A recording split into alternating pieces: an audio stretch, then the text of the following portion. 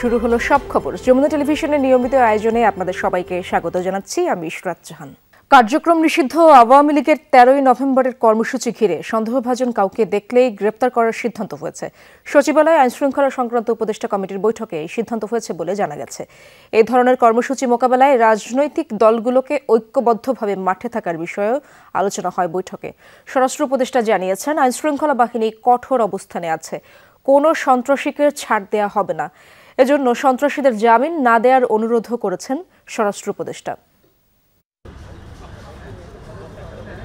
আন্তর্জাতিক অপরাধ tribunal 13 November রায়ের দিন ধার্য করতে পারে ক্ষমতাচ্যুত সাবেক প্রধানমন্ত্রী শেখ হাসিনার জুলাই আগস্টের মানবতাবিরোধী অপরাধের। দিনটি ঘিরে কার্যক্রম নিষিদ্ধ আওয়ামী লীগ এরই মধ্যে লকডাউন কর্মসূচি ঘোষণা করেছে।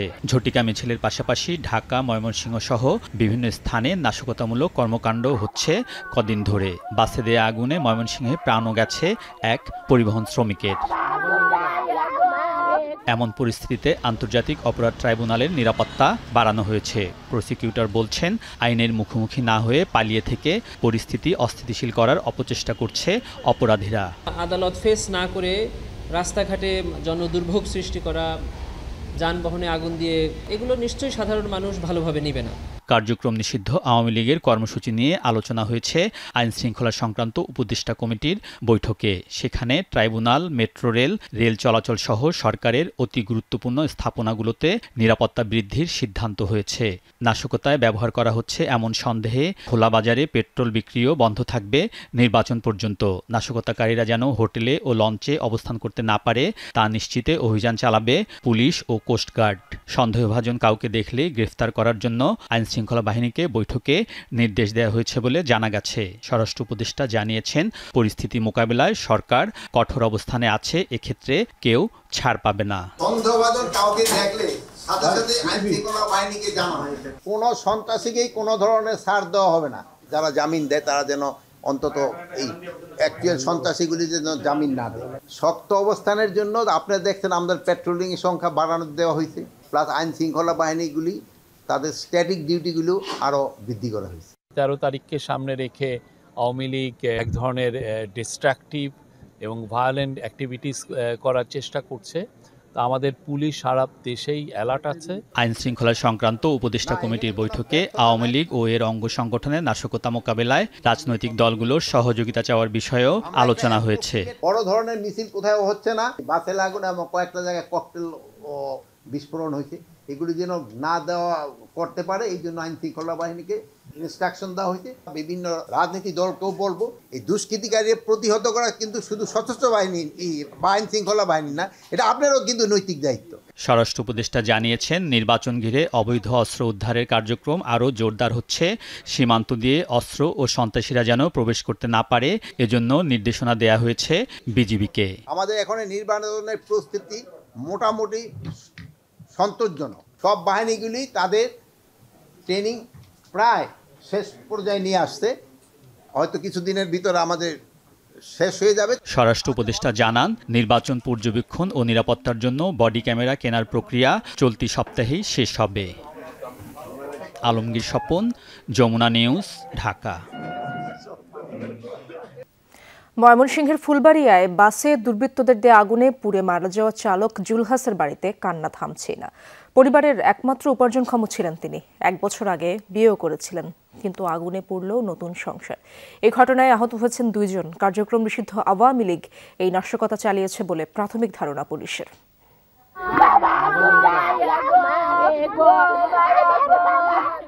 জুলহাসের বাড়ি উপজেলার ভালুকজান এলাকায়। পরিবারের একমাত্র উপার্জনক্ষম ব্যক্তি ছিলেন তিনি। ঘরে মা, বোন, স্ত্রীর আহার জোগানোর দায়িত্ব তারই ছিল। 1 বছর হয় বিয়ে করেছেন। আগুন বিধবা করল স্ত্রী জাকিয়া আক্তারকে।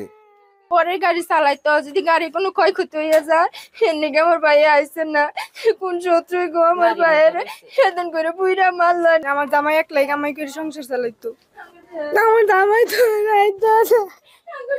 2টি সিসিটিভি ক্যামেরার ফুটেজ বিশ্লেষণ করে দেখা যায়, রাস্তার পাশে দাঁড়িয়ে থাকা বাসটির সামনে হেঁটে আসে 3 জন। বাসের চতুর্দিকে জানালা দিয়ে প্রথমে দাহ্য পদার্থ ছিটায়, পরে আগুন ধরিয়ে পালিয়ে যায় তারা। দাউ দাউ করে জ্বলে ওঠা আগুন মুহূর্তে ছড়িয়ে পড়ে বাসে। ঘুমন্ত অবস্থায় পুড়ে মারা যায় চালক জুলহাস। গুরুতর আহত হয় ভোরের অপেক্ষায় বাসে বসে থাকা যাত্রী, মা ও ছেলে। ময়মনসিংহের ফুলবাড়িয়ার ভালুকজান এলাকায় গভীর রাতে এই অগ্নিসংযোগের ঘটনা ঘটে। বিয়া করছে নতুন 1 বছর ধরে, তখন এই বোর্ড আর কি করতি আর এই মার আর ছেলে কি করতি, এটা সবাই একটা বিচার চাই আর কি এলাকাবাসীর পক্ষ থেকে। পুলিশের প্রাথমিক ধারণা, নাশকতা চালাতে স্থানীয় আওয়ামী লীগের নেতাকর্মীরা এই ঘটনা ঘটিয়েছে। বেশ কিছুদিন ধরে আওয়ামী লীগ এবং তার অঙ্গ সংগঠন এবং তার নিষিদ্ধ কিছু সংগঠন প্রতিনিয়ত সোশ্যাল মিডিয়াতে বিভিন্ন ধরনের নাশকতামূলক কর্মকাণ্ড জন্য তারা বিভিন্ন ধরনের প্রোপাগান্ডা চালাচ্ছিল এবং গতকালকেও তারা বিভিন্ন জায়গায় মিছিল করেছে। এটা তাদেরই হয়তো বা কাজ হয়ে থাকতে পারে। আহত ছেলে শাহিদ ইসলাম বাদশা ও মা শারমিন সুলতানা বাসের জানালা দিয়ে লাফিয়ে আহত হন। তাদের উন্নত চিকিৎসার জন্য ঢাকায় পাঠানো হয়েছে। হুসাইন শাহিদ, যমুনা নিউজ, ময়মনসিংহ। শেখ হাসিনা ভারতে বসে গাড়ি পোড়ানো ও হরতালের ডাক দিয়ে দেশে অস্থিতিশীলতা তৈরির ষড়যন্ত্র করছে। দেশবিরোধী চক্রান্তের অভিযোগে তাকে আর দেশে ফিরতে দেওয়া হবে না বলে হুঁশিয়ারি দিয়েছেন বিএনপি মহাসচিব মির্জা ফখরুল ইসলাম আলমগীর। দুপুরে ঠাকুরগাঁওয়ের সদর উপজেলার বড়গাঁও ইউনিয়নের লক্ষ্মীরহাট উচ্চ বিদ্যালয় মাঠে মতবিনিময় সভায় অংশ নেন তিনি। এ সময় বিএনপি মহাসচিব বলেন, শেখ হাসিনা একজন সন্ত্রাসী, তিনি অস্থিতিশীলতা তৈরি করে আবারও দেশে ফিরতে চান। সাহস থাকলে দেশে ফিরে রাজনীতি করার আহ্বান জানান মির্জা ফখরুল। মানুষ আওয়ামী লীগকে আর ক্ষমা করবে না বলেও মন্তব্য করেন তিনি। বলেন, এদেশে জামায়াতের ভোট নেই, তাই পিআর ও অন্যান্য দাবি তুলে নির্বাচন পিছিয়ে দেওয়ার ষড়যন্ত্র করছে তারা।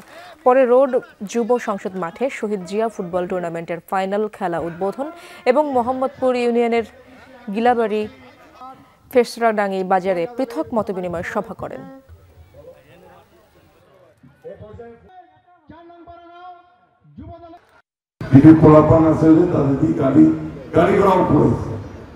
এখন এই গাড়ি ঘোড়া যারা এইভাবে পুরাবে তারা দেশের সম্পদ নষ্ট করবে, আর যে দিল্লিতে আরামে বসে থাকবে তাকে কি আমরা এই দেশের আসতে দিব?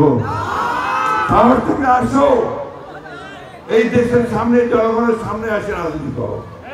যে দিল্লিতে বসে ওইখান থেকে দেশের সর্বনাশ আর করো না। বাসে আগুন, গুলি ও ভয়ভীতির মাধ্যমে পতিত স্বৈরাচার আবার মাথাচাড়া দিতে চাইছে।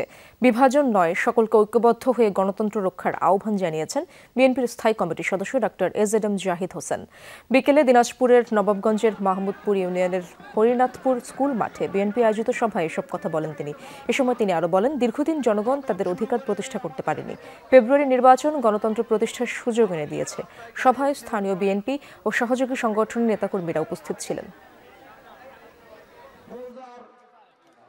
কেউ কেউ বাসে আগুন দিচ্ছে, কেউ কেউ হঠাৎ করে গুলি করে একজনকে মেরে ফেলছে, কেউ কেউ ভয় দেখাচ্ছে আগামী কয় তারিখে জানি লকডাউন করবে। অর্থাৎ পতিত স্বৈরাচার, পলায়নকৃত স্বৈরাচারের আস্ফালন শুরু হয়েছে। স্বাক্ষরিত জুলাই সনদের বাইরে যে কোনো সিদ্ধান্তের দায় অন্তর্বর্তী সরকারের। নোট অব ডিসেন্ট সহ সনদের বাইরে সরকারের কোনো সিদ্ধান্ত মানতে বাধ্য নয় স্বাক্ষরকারী কোনো দল। বিএনপির স্পষ্ট অবস্থান জানিয়েছে দলটির সর্বোচ্চ নীতি নির্ধারণী ফোরাম স্থায়ী কমিটি। গুলশানে চেয়ারপারসনের কার্যালয়ে সংবাদ সম্মেলনে স্থায়ী কমিটির সদস্য ডক্টর খন্দকার মোশাররফ হোসেন বলেন, যারা নির্বাচনে অংশ নিতে পারছে না তারাই নানাভাবে দেশে অশান্তি সৃষ্টি করছে। কোনো দল সনদের বাইরে অযৌক্তিক ও নতুন নতুন ইস্যু তৈরি করছে বলে মন্তব্য করেন স্থায়ী কমিটির আরেক সদস্য সালাউদ্দিন আহমদ।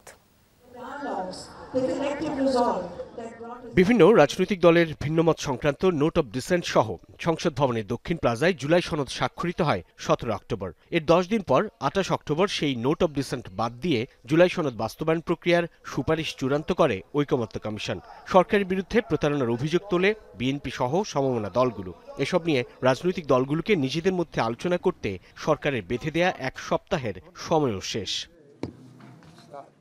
সোমবার রাতে গুলশানে ভারপ্রাপ্ত চেয়ারম্যান তারেক রহমানের সভাপতিত্বে অনুষ্ঠিত হয় বিএনপির স্থায়ী কমিটির বৈঠক। আলোচনা হয় সমসাময়িক রাজনীতি আর জুলাই সনদের আইনি ভিত্তির বিষয়ে। মঙ্গলবার সংবাদ সম্মেলনে তুলে ধরা হয় স্থায়ী কমিটির সিদ্ধান্ত। ডক্টর খন্দকার মোশাররফ হোসেন বলেন, জুলাই সনদ নিয়ে সরকারের কোনো উপদেষ্টার বক্তব্য বিভ্রান্তিকর এবং ঐকমত্য কমিশনে গৃহীত সিদ্ধান্ত অগ্রাহ্য করার শামিল।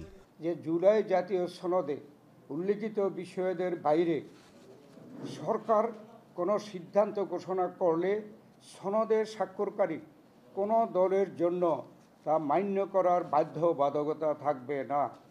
সেই ক্ষেত্রে সকল দায় দায়িত্ব সরকারের উপরই বর্তাবে। সেই নোট অফ ডিসেন্টগুলোর ক্ষেত্রে বলাও আছে সনদে যে দলগুলো যদি নির্বাচনী ইশতেহারে উল্লেখ করে জনগণের ম্যান্ডেট পায়, নোট অফ ডিসেন্টগুলো তারা সেইভাবে বাস্তবায়ন করতে পারবে।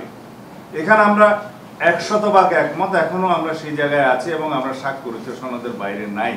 এখন এই স্বাক্ষরিত সনদের বাইরে গিয়ে কোনো রাজনৈতিক দল জুলাই সনদ বাস্তবায়নের জন্য যে অযৌক্তিক এবং নতুন নতুন ইস্যু করে যে আন্দোলন করছে, সেই ব্যাপারে তাদেরকে বক্তব্য প্রদান করতে পারেন।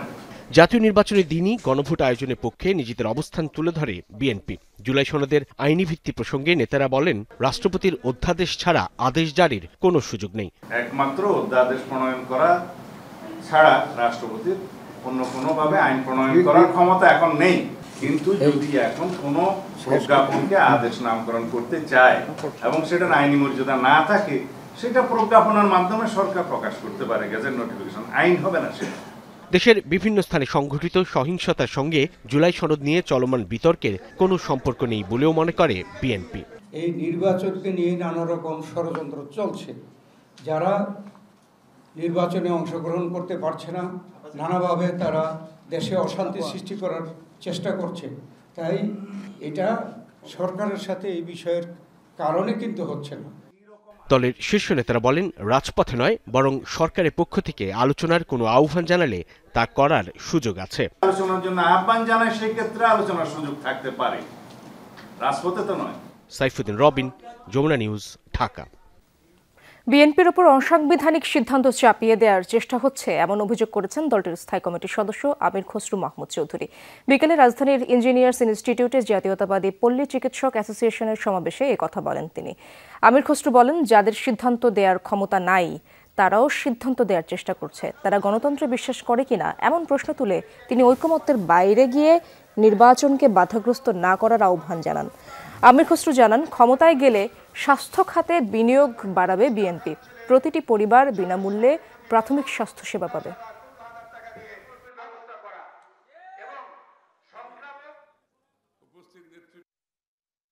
অসাংবিধানিক কাজ করছে, বেআইনি কাজ করছে, যার জন্য শেখ হাসিনাকে আমরা দোষারোপ করতাম যে শেখ হাসিনা সংবিধান মানে না, শেখ হাসিনা আইন মানে না। তো শেখ হাসিনা তো বিদায় করার পরে এখন তো দেখতে পাচ্ছি সংবিধান মানতে চায় না, আইন মানতে চায় না, তারাও তাদের সিদ্ধান্ত আরেকজনের উপর চাপিয়ে দিতে চায়। জুলাই সনদ না মানলে ২৬ সালে কোনো নির্বাচন হবে না বলে জানিয়েছেন জামায়াত ইসলামীর আমির ডা. শফিকুর রহমান। পল্টন মোড়ে ৫ দফা দাবিতে ৮ দলের আয়োজিত মহাসমাবেশ থেকে এমন মন্তব্য করেন তিনি বলেন, গণভোট ও জুলাই সনদের আইনি ভিত্তি ছাড়া দেশে কোনো নির্বাচন হবে না। সমাবেশে ৮ দলের নেতারা বলেন, গণভোটে বাধা দেয়া মানে ফ্যাসিবাদ কায়েমের চেষ্টা। নভেম্বরে গণভোটের দাবিতে কঠোর আন্দোলনের হুঁশিয়ারি দেন ৮ দলের নেতারা। ফয়সাল মাহমুদের প্রতিবেদনে বিস্তারিত। জামায়াত ইসলামী সহ সমমনা ৮ দলের মহাসমাবেশ। ৫ দফা দাবিতে আয়োজিত সমাবেশে যোগ দিতে দলে দলে পল্টন মোড়ে জড়ো হতে থাকেন নেতাকর্মীরা। সমাবেশ স্থল ছাড়িয়ে কাকরাইল প্রেস ক্লাব ও বায়তুল মোকাররমের উত্তর গেটে অবস্থান নেন ৮ দলের কর্মীরা। সমাবেশে বক্তারা জুলাই সনদের আইনি ভিত্তি ও নভেম্বরের মধ্যে গণভোটের দাবি জানান। জুলাই সনদের আইনের ভিত্তির জন্য আগেই গণভোট দিন, তারপর ফেব্রুয়ারিতেই জাতীয় নির্বাচনের তফসিল ঘোষণা করুন। জুলাইয়ের বিপ্লবের শাহাদাত বরণকারী বীর শহীদদের রক্ত মারিয়ে জুলাই বিপ্লবের, জুলাই সনদ বাস্তবায়নের গণভোট ছাড়া বাংলার মাটিতে আমরা আর কোনো কিছুই হতে দেব না। আপনারা জাতীয় নির্বাচন করবেন কোন আইনের ভিত্তিতে? সেই আইনের ভিত্তি হলো জুলাই সনদ যখন আইনের ভিত্তি পাবে তখন জাতীয় নির্বাচন আইনের ভিত্তিতে হবে। সমাবেশে জামায়াতের আমির ডাক্তার শফিকুর রহমান বলেন, সংখ্যাগরিষ্ঠ দল যা বলবে সেটা মেনে নেওয়াই গণতন্ত্র। জুলাই বিপ্লবকে স্বীকৃতি দিতে হবে। যারা জুলাই বিপ্লব মানবেন না তাদের জন্য 26 সালের কোনো নির্বাচন নাই। 26 সালের নির্বাচন দেখতে হলে আগে জুলাই বিপ্লবের স্বীকৃতি লাগবে। আর জুলাই বিপ্লবের স্বীকৃতি দিতে হলে জুলাই সনদের আইনি ভিত্তি দিতেই হবে। এই আইনি ভিত্তি ছাড়া কোনো নির্বাচন অনুষ্ঠান হওয়ার কোনো সম্ভাবনা নেই। দাবি আদায়ে 8 দলের নতুন কর্মসূচি শিগগিরই ঘোষণা হবে বলে জানান জামায়াতের আমির। রাজনৈতিক দলগুলোর মতানৈক্য এখনো কাটেনি। রাজপথে ফ্যাসিবাদ বিরোধী ঐক্যের বিভাজন দৃশ্যমান। এমন বাস্তবতায় আবারও নভেম্বরের মধ্যেই গণভোটের দাবিতে শক্তিমত্তার প্রদর্শন করল জামায়াত ইসলামী সহ 8 দল।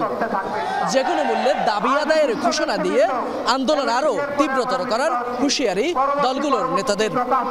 ফয়সাল মাহমুদ, যমুনা নিউজ, ঢাকা। আওয়ামী লীগের গত কয়েক মাসের কার্যক্রমে বোঝা গেছে দলটি কখনোই গণমানুষের পক্ষে ছিল না। তারা অতীতে এবং বর্তমানে জ্বালাও পোড়াও আগুন সন্ত্রাস করছে তা স্পষ্ট, এমন মন্তব্য করেছেন এনসিপির দক্ষিণাঞ্চলের মুখ্য সংগঠক হাসনাত আব্দুল্লাহ। সকালে নারায়ণগঞ্জে এনসিপির জেলা কার্যালয় উদ্বোধন করেন দলের এই শীর্ষ নেতা। বলেন, গণ অভ্যুত্থানের মধ্য দিয়ে যে রাজনৈতিক দলের পতন হয়েছে সে দলের রাজনীতি করার সুযোগ নেই। যারা দেশ সংস্কারের পক্ষে কেবল তাদের নিয়ে জোট গঠন করবে এনসিপি। নভেম্বরের তৃতীয় সপ্তাহের মধ্যে এনসিপির প্রাথমিক প্রার্থী তালিকা প্রকাশ করা হবে বলেও জানান হাসনাত আব্দুল্লাহ। পাশাপাশি আগামী নির্বাচন সুষ্ঠু করতে আইন শৃঙ্খলা বাহিনী সহ অন্যান্য প্রতিষ্ঠানগুলোকে সুসংহত করার তাগিদ দেন তিনি।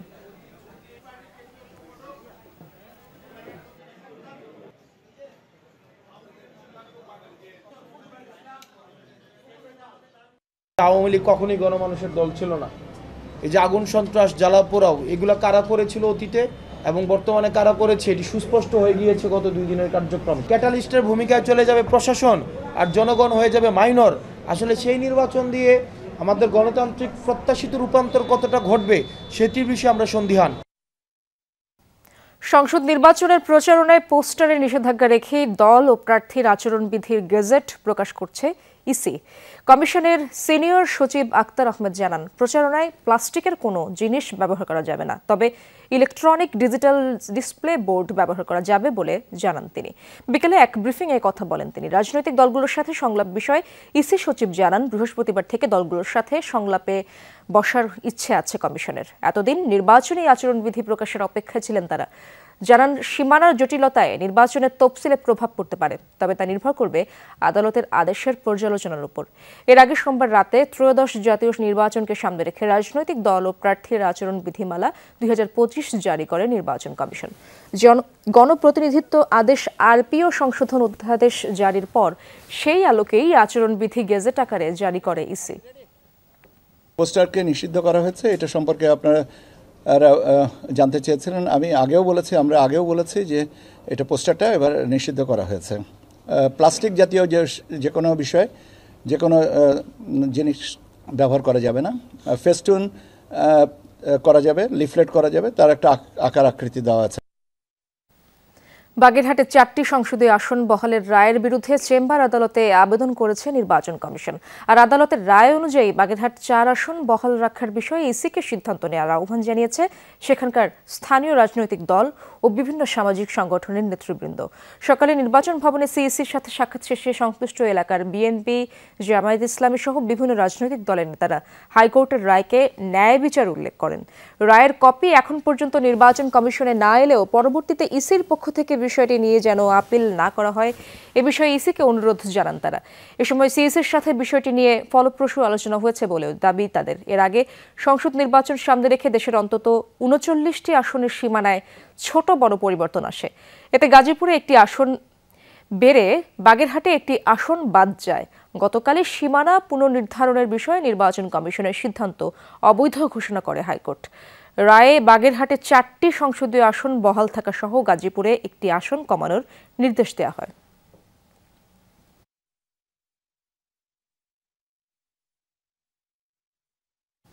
দর্শক, সব খবরের ছোট্ট একটি বিরতি নিচ্ছি, ফিরবো কিছুক্ষণের মধ্যেই।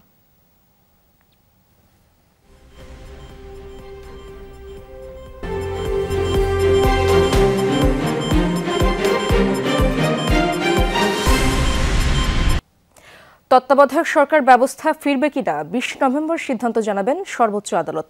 বিএনপি, জামায়াত, রাষ্ট্রপক্ষ সহ সব পক্ষই আগামী ফেব্রুয়ারির নির্বাচন অন্তর্বর্তী সরকারের অধীনে করে পরের নির্বাচন থেকে তত্ত্বাবধায়ক সরকার ব্যবস্থা কার্যকর করার পক্ষে মত দিয়েছেন। অ্যাটর্নি জেনারেল বলেন, তত্ত্বাবধায়ক সরকার ব্যবস্থা বাতিলের রায় ছিল গণতন্ত্রের জন্য ক্যান্সার। এই ব্যবস্থা ফিরলে গণতন্ত্র রক্ষা হবে। ৫ই আগস্ট রাজনৈতিক পট পরিবর্তনের পর তত্ত্বাবধায়ক ব্যবস্থা পুনর্বহাল করতে আপিল শুনানি শুরু হয় দেশের সর্বোচ্চ আদালতে। বিএনপি, জামায়াত, আপিলকারী ও রাষ্ট্রপক্ষ মিলিয়ে তত্ত্বাবধায়ক ব্যবস্থা ফেরাতে ১০ দিনের শুনানি হয়। মঙ্গলবার যার ইতি টানেন আপিল বিভাগ। তিনি আলটিমেটলি জনগণকে প্রতিপক্ষ করে এই রায়টি প্রদান করেছেন। আপিলকারী সব পক্ষের আইনজীবীরা বলছেন, আওয়ামী লীগ সরকারের প্ররোচনায় কলমের এক খোঁচায় তত্ত্বাবধায়ক সরকার ব্যবস্থা বাতিল করে দেন সাবেক প্রধান বিচারপতি ABM খায়রুল হক। ফলে সংকটে ফেলে দেয় দেশের গণতন্ত্র ও নির্বাচন ব্যবস্থাকে। তখনই আমরা বলেছিলাম, এই যে খায়রুল হক যে এই কাজটি করলেন, এটা বেআইনিভাবে করলেন। তত্ত্বাবধায়ক সরকার সকল দল কর্তৃক গৃহীত এরকমই একটা মেকানিজমের নাম। এদিন তত্ত্বাবধায়ক বাতিলের রায়কে ক্যান্সারের সাথে তুলনা করে রাষ্ট্রপক্ষ বলেন, বর্তমান সময়ের জন্য তত্ত্বাবধায়ক ব্যবস্থা সবচেয়ে গ্রহণযোগ্য পদ্ধতি।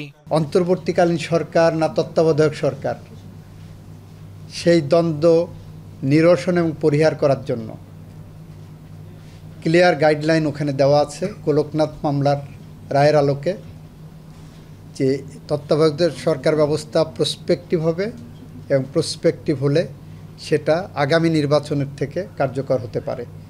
ঐতিহাসিক এই মামলার রায়ের জন্য ২০ নভেম্বর দিন ধার্য করেন প্রধান বিচারপতির নেতৃত্বাধীন ৭ সদস্যের আপিল বিভাগ। তবে তত্ত্বাবধায়ক সরকার ব্যবস্থা ফিরলে চতুর্দশ নির্বাচন থেকে কার্যকর হবে একমত হয়েছে সব পক্ষ। রাব্বি হোসেন, যমুনা নিউজ, ঢাকা। সশস্ত্র বাহিনীকে দেয়া বিশেষ নির্বাহী ক্ষমতার মেয়াদ ৩.৫ মাস বাড়ানো হয়েছে। নতুন সিদ্ধান্ত অনুযায়ী ২০২৬ সালের ২৮ ফেব্রুয়ারি পর্যন্ত এই সিদ্ধান্ত বলবৎ থাকবে। মঙ্গলবার জনপ্রশাসন মন্ত্রণালয়ের এক প্রজ্ঞাপনে এই সিদ্ধান্ত জানানো হয়। কোস্টগার্ড ও বিজিবিতে প্রেষণে কর্মরত সেনা কর্মকর্তারাও একই সময়ের জন্য এই ক্ষমতা প্রয়োগ করতে পারবেন। গত বছরের ১৭ সেপ্টেম্বর সারা দেশে মোতায়েন করা সশস্ত্র বাহিনীর সদস্যদের ২ মাস বা ৬০ দিনের জন্য নির্বাহী ম্যাজিস্ট্রেসি ক্ষমতা দিয়ে প্রজ্ঞাপন জারি করা হয়েছিল। পরবর্তী সময়ে এই মেয়াদ একাধিকবার বাড়ানো হয়।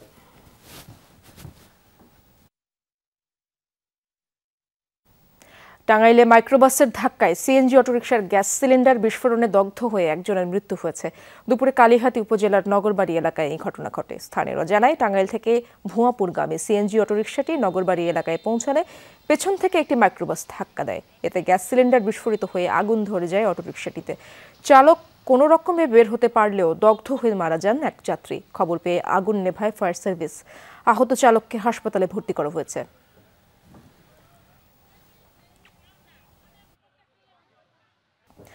আতঙ্ক ছড়াতে একটি গুলির পর মামুনকে টার্গেট করে আরও 5টি গুলি করে 2 অস্ত্রধারী।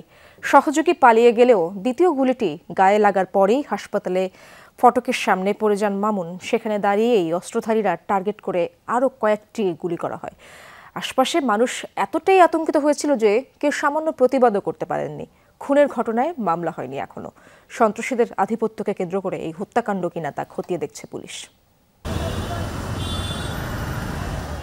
রাস্তায় দাঁড়িয়ে দোকান থেকে ডাব কিনে খাওয়ার প্রস্তুতি নিচ্ছিলেন মামুন। তখনই 2 অস্ত্রধারী আসে সেখানে। তাদের দেখেই ঢাকা ন্যাশনাল মেডিকেল ইনস্টিটিউট হাসপাতালের ভেতরে চলে যেতে দৌড় দেন মামুন। শুরুতে অস্ত্রধারী আতঙ্ক ছড়াতে একটি গুলি ছোড়ে। সেটি গিয়ে লাগে হাসপাতালের 2 ভবনের সংযোগকারী স্থাপনার কাছে। গুলির মুখে ধাওয়া খেয়ে সহযোগীকে নিয়ে হাসপাতালের ভেতরে ঢুকে পড়েন মামুন। সহযোগী পালিয়ে গেলেও 2 অস্ত্রধারীর গুলিতে এখানেই লুটিয়ে পড়েন মামুন। অস্ত্রধারীরা পরপর 6টি গুলি করে মামুনকে। সবার সামনেই 2 অস্ত্রধারী একের পর এক গুলি করে মামুনকে। কেউ সামান্য প্রতিরোধও করেননি, যেন সব স্বাভাবিক। কেউ কথাও বলতে চান না। একজন ফল বিক্রেতা, যার সামনেই ঘটেছে পুরো ঘটনা, তিনি বলছেন ঘটনার আকস্মিকতায় কিছু বুঝে উঠতে পারেননি তিনি। গুলি করছে পর আমরা মনে করছি যে গাড়ির চাক্কা চুক্কা বাস্ট হয়েছে, ইয়ের বাস্ট। লাস্টে আবার যখন দেখি যে ফিরে আবারও গুলি করছে, তখন ওই যে দৌড়ে যাইতেছে গা, তারাও দুজন ছিল, এরাও দুজন ছিল। এনে ডাব খাওয়ানোর লেগে ডাব কাটাইছে, খাইতে পারে নাই বেটায়। সিসি ফুটেজে দেখা গেছে হাসপাতালের একজন নিরাপত্তা রক্ষীকেও তিনি কোনো প্রতিরোধ করেননি অস্ত্রধারীদের। তারা এখনও আতঙ্কিত, চান না কথা বলতে। আশেপাশে ছিল পুলিশও, কারো কাছ থেকে কোনো প্রতিরোধ ছাড়াই নির্বিঘ্নে হেঁটে চলে যায় দুই অস্ত্রধারী। নিহত তারেক সাইফ মামুন একসময় শীর্ষ সন্ত্রাসী সানজিদুল ইসলাম ইমনের সহযোগী ছিলেন। এর আগেও মামুনকে হত্যার চেষ্টা হয়েছে। অপরাধ জগতের নিয়ন্ত্রণকে কেন্দ্র করেই এই হত্যা কিনা তাও খতিয়ে দেখছে পুলিশ। টার্গেট তো নিশ্চয়ই ছিল, না থাকলে তো এইভাবে ধাওয়া করে গুলি করার কথা না। তো এটার পেছনে যে সম্ভাব্য কারণ যেগুলো রয়েছে সেগুলো আমরা খতিয়ে দেখছি। আর প্রাথমিক যে কাজগুলো, শ্যাডো ইনভেস্টিগেশন আমরা যেটা বলি, সেটা আমরা কিন্তু ইতিমধ্যে আরম্ভ করেছি। আমরা মাঠ পর্যায়ে কাজ করছি এবং যাদের কাছে তথ্য আছে তাদের সাথে আমরা কথাবার্তা বলছি। এই ঘটনায় যার নাম এসেছে সেই ইমনের সঙ্গে মামুনের বিরুদ্ধে আছে চিত্রনায়ক সোহেল চৌধুরী ও সাইদ আহমেদ টিপু হত্যার অভিযোগ। শাকিল হাসান, যমুনা নিউজ, ঢাকা। মুন্সিগঞ্জে বিএনপির দু গ্রুপের সংঘর্ষের ঘটনায় আহত একজন চিকিৎসাধীন অবস্থায় মারা গেছেন। এ নিয়ে নিহত সংখ্যা বেড়ে দাঁড়ালো 2 জনে। দুপুরে ঢাকা মেডিকেলে মৃত্যু হয় রায়হান খানের। এদিকে এই ঘটনায় জিজ্ঞাসাবাদের জন্য 2 জনকে আটক করেছে পুলিশ, তবে এখনো মামলা হয়নি। সোমবার সকালে জেলা বিএনপির আহ্বায়ক কমিটির সদস্য আতাউর রহমান মল্লিক এবং ইউনিয়ন বিএনপির সাবেক সহ সভাপতি আওলাদ হোসেন গ্রুপের সমর্থকদের মধ্যে আধিপত্য বিস্তার নিয়ে সংঘর্ষ হয়। এ সময় ককটেল বিস্ফোরণ এবং উভয় পক্ষের মধ্যে গোলাগুলিও হয়। এতে গুলিবিদ্ধ হয়ে নিহত হন আওলাদ গ্রুপের আরিফ মীর। আহত হন বেশ কয়েকজনও। এর আগে গত 3 নভেম্বর দুপক্ষের সংঘর্ষে নিহত হন একজন। নাটোরে এসএসসি পরীক্ষার্থীকে অপহরণ ও ধর্ষণ মামলায় 2টি আলাদা ধারায় বিদ্যালয়টির প্রধান শিক্ষককে যথাক্রমে 14 বছর ও যাবজ্জীবন কারাদণ্ড দিয়েছেন আদালত। দুপুরে রাজশাহী দ্রুত বিচার ট্রাইব্যুনালের বিচারক মোহাম্মদ মহিদুজ্জামান এই রায় দেন। অপহরণের দায়ে দেয়া হয়েছে 14 বছরের কারাদণ্ড আর ধর্ষণের দায়ে যাবজ্জীবন কারাদণ্ড। মামলায় বলা হয় 2022 সালের 1 অক্টোবর ওই শিক্ষার্থীকে অপহরণ করে বিদ্যালয়টির প্রধান শিক্ষক ফিরোজ আহমেদ। রাজশাহীর একটি বাসায় আটকে রেখে তাকে ধর্ষণ করা হয়। এই ঘটনায় ফিরোজ সহ 3 জনের নাম উল্লেখ করে মামলা করে ভুক্তভোগী পরিবার। পরে পুলিশ অভিযান চালিয়ে মেয়েটিকে উদ্ধার করলেও পালিয়ে যায় ফিরোজ। ঘটনার 11 দিন পর গাজীপুর থেকে তাকে গ্রেপ্তার করে আইনশৃঙ্খলা বাহিনী। 2023 সালে জামিনে বেরিয়ে ভুক্তভোগী পরিবার ও মামলার সাক্ষীদের হুমকি দেওয়া সহ কয়েকটি হয়রানিমূলক মামলা করে ফিরোজ। সেই মামলায় জেল খাটেন ওই শিক্ষার্থীর বাবা। রায়ে সন্তোষ প্রকাশ করেছে ভুক্তভোগী পরিবার। অন্যদিকে রায়ের বিরুদ্ধে উচ্চ আদালতে যাওয়ার কথা জানিয়েছে আসামির পরিবার। সাক্ষ্য প্রমাণ পর্যালোচনার শেষে আজকে যে জাজমেন্ট দিলেন সেটা হলো 7 ধারায় এই আসামির 14 বছর কারাদণ্ড এবং 9-এর 1 যেটা ধর্ষণের ধারা সেটাতে যাবজ্জীবন জেল এবং 20,000 টাকা জরিমানা। সুনামগঞ্জের ধোপাজান চলতি নদী থেকে অবৈধভাবে বালু উত্তোলনের অভিযোগে একটি ঠিকাদারি প্রতিষ্ঠান সহ 7 জনের বিরুদ্ধে আদালতে মামলা দায়ের করা হয়েছে। নদীর পাড় কাটায় ক্ষতিগ্রস্ত গোলাম হোসেন 30 অক্টোবর মামলাটি দায়ের করেন। ওই সময় অভিযুক্তদের নাম জানা না থাকায় আজ নাম পরিচয় জেনে 7 জনের নাম যুক্ত করায় আবেদন করেন তিনি। মামলায় বলা হয়, লিম্পিড ইঞ্জিনিয়ারিং নামক ঠিকাদারি প্রতিষ্ঠান স্থানীয় প্রভাবশালীদের সহায়তায় অবৈধ ড্রেজার দিয়ে পাড় কেটে বালু উত্তোলন করছিল। বাদীপক্ষের আইনজীবী নাজমুল হুদা হিমেল জানান, আসামিদের নাম যুক্ত করার আবেদনটি আদেশের জন্য রেখেছেন আদালত। দর্শক, সব খবর একটি ছোট্ট বিরতি নিচ্ছি, ফিরবো কিছুক্ষণের মধ্যে।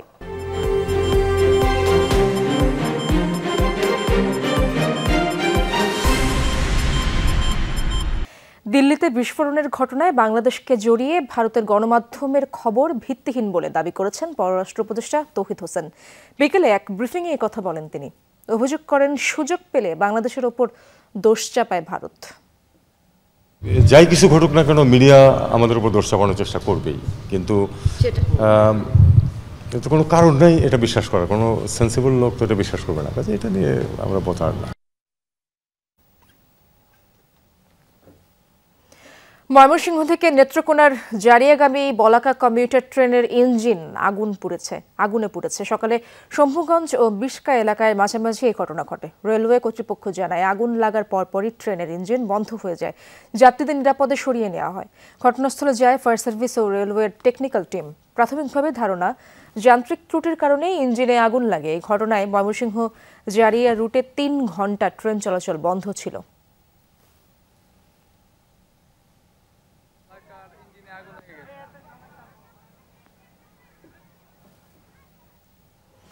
এক বছরের জন্য রবির ব্র্যান্ড অ্যাম্বাসেডর হিসেবে নাম লেখালেন বাংলাদেশের পোস্টার বয় হামজা চৌধুরী। চুক্তি স্বাক্ষরের অনুষ্ঠানে আবেগঘন কণ্ঠে হামজা জানালেন বাংলাদেশ ফুটবল নিয়ে তার ভাবনার কথা।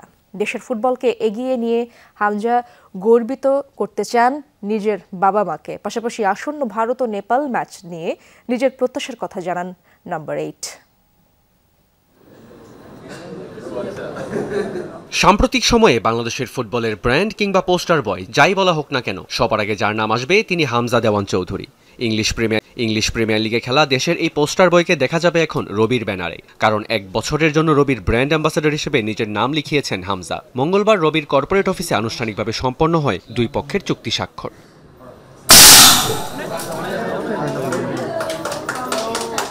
তেজগাঁওয়ের রবির প্রধান কার্যালয়ে আয়োজিত এই অনুষ্ঠানে হামজাকে ঘিরে ছিল বাড়তি উন্মাদনা। ভবনে ঢুকতেই উপস্থিত সাংবাদিক ও ভক্তরা ঘিরে ধরেন তাকে। ভক্তদের এমন ভিড় ও আগ্রহেও হামজার মুখে ছিল না কোনো বিরক্তির ছাপ, বরং মুখে ছিল সেই চিরচেনা হাসি। শেকড়ের টানেই মূলত বাংলাদেশে আসা। যতবারই এসেছেন মুগ্ধ হয়েছেন ভক্তদের ভালোবাসায়। সেই ভালোবাসার প্রতিদানও দিতে চান নিজের পুরোটা দিয়ে। এগিয়ে নিয়ে যেতে চান বাংলাদেশের ফুটবলকে, গর্বিত করতে চান নিজের বাবা মাকে। পাশাপাশি রবির সাথে এই নতুন যাত্রায় উচ্ছ্বসিত নাম্বার 8।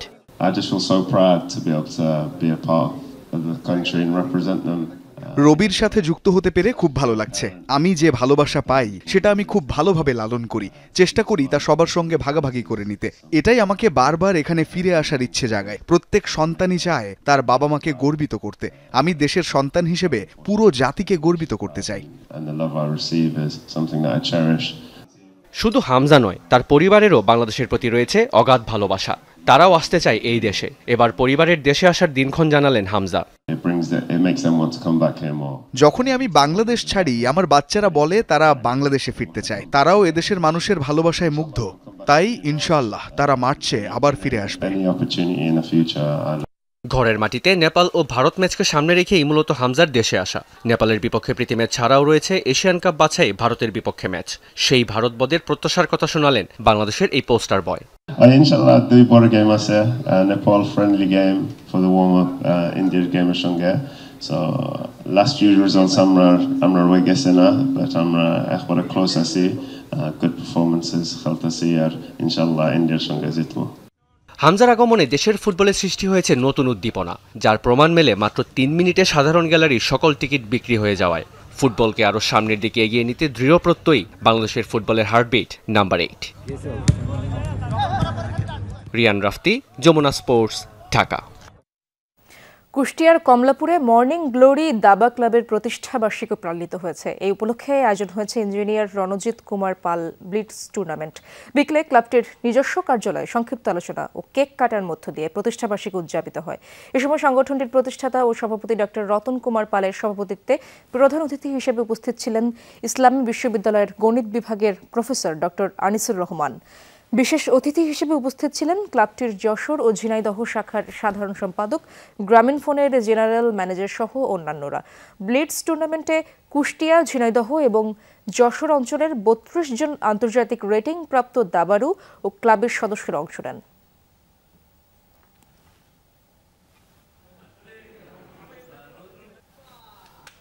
দর্শক, সব খবরে আবার একটি ছোট্ট বিরতি নিচ্ছি, ফিরব কিছুক্ষণের মধ্যে।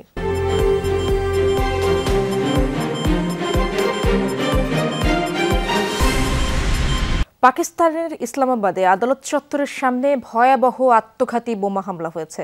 মঙ্গলবারের হামলায় অন্তত 12 জন নিহত হয়েছেন, আহত আরও অন্তত 27 জন। কর্তৃপক্ষের বরাত দিয়ে পাকিস্তানের রাষ্ট্রীয় গণমাধ্যম জানিয়েছে, জেলা আদালতের সামনে বিস্ফোরিত হয় একটি প্রাইভেট কার। এ সময় ঘটনাস্থলেই নিহত হয় বেশ কয়েকজন পথচারী। আহতদের দ্রুত হাসপাতালে নেওয়া হয়। প্রাণহানির সংখ্যা আরও বাড়তে পারে। এর মধ্যে ঘটনা তদন্ত শুরু করেছে দেশটির ফরেনসিক বিভাগ। এটিকে আত্মঘাতী বোমা হামলা বলে দাবি করছেন পাকিস্তানের স্বরাষ্ট্রমন্ত্রী মহসিন নাকভি। তার দাবি, জেলা আদালতেই হামলার পরিকল্পনা ছিল আততায়ীর, তবে ভেতরে প্রবেশ করতে ব্যর্থ হলে আদালত প্রাঙ্গণে আত্মঘাতী এই বিস্ফোরণ ঘটায় ওই ব্যক্তি।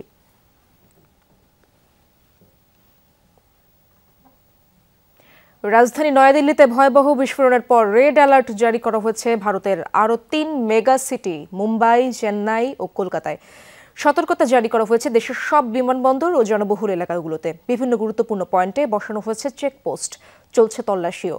নিহতদের পরিচয় জানার চেষ্টা করছে দিল্লি পুলিশ। এখনও বিস্ফোরণের দায় স্বীকার করেনি কোনো গোষ্ঠী বা সংগঠন। ঘটনাস্থলে তদন্তের কাজ করছে ফরেনসিক এনএসজি এবং এনআইএর আধিকারিকরা। বিস্ফোরণের ঘটনায় অতি দাহ্য কোনো রাসায়নিক ব্যবহার করা হয়েছে বলে ধারণা করা হচ্ছে। এরই মধ্যে গাড়ির মালিককে জিজ্ঞাসাবাদ করা হয়েছে, তবে তার দাবি 7 মাস আগেই গাড়ি বিক্রি করে দিয়েছিলেন তিনি। পুলওয়ামার এক বাসিন্দা এটি কিনেছিলেন বলেও জানা গেছে। ভারতের রাজধানীতে ভয়াবহ বিস্ফোরণের ঘটনায় আতঙ্ক ছড়িয়েছে গোটা দেশে। নয়াদিল্লি ছাড়াও রেড অ্যালার্ট জারি হয়েছে আরও 3 মেগাসিটি মুম্বাই, চেন্নাই ও কলকাতায়। সতর্কতা জারি করা হয়েছে দেশের সব বিমানবন্দর ও জনবহুল এলাকাগুলোতে। বিভিন্ন গুরুত্বপূর্ণ পয়েন্টে বসানো হয়েছে চেকপোস্ট, চলছে তল্লাশি। 3 কোটি মানুষের শহর দিল্লি এখন আতঙ্কের নগরী। লালকেল্লা ব্লাস্টের ট্রমা কাটিয়ে উঠতে পারছেন না প্রত্যক্ষদর্শীরা। বিস্ফোরণের পর কয়েক মিনিট হতবাক হয়ে দাঁড়িয়েছিলাম। সম্বিত ফিরতেই ভিডিও করা শুরু করি। 10-12টি যান বিধ্বস্ত হয়। সবাই দিকবিদিক ছুটতে থাকে। কেউ মরে পড়েছিল, কেউ বা আহত। নিজের চোখে এই বিভীষিকা দেখেছি।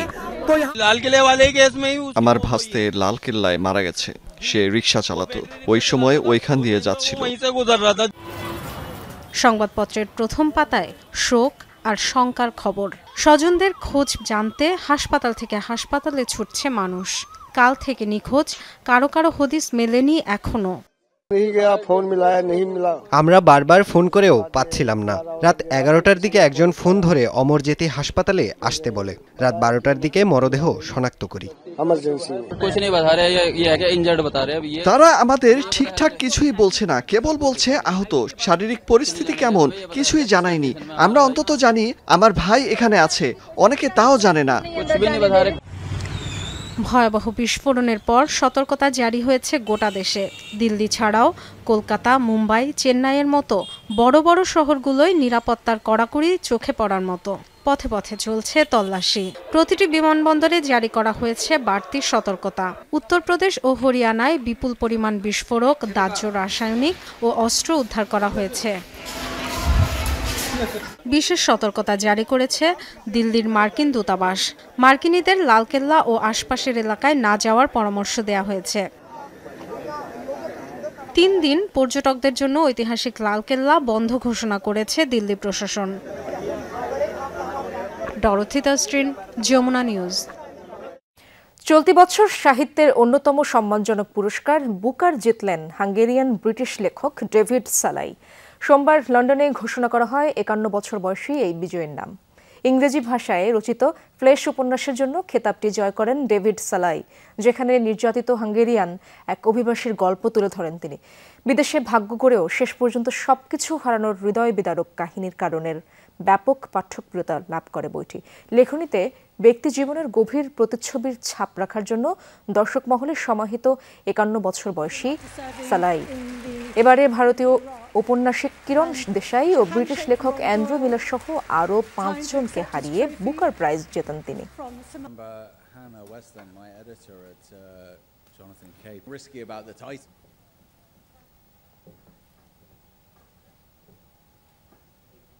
Relatively cheap to produce. Thank you very much. Thank you. দর্শক, এই ছিল আজকে সব খবরের আয়োজনে। এতক্ষণ যারা সঙ্গে ছিলেন সবাইকে ধন্যবাদ।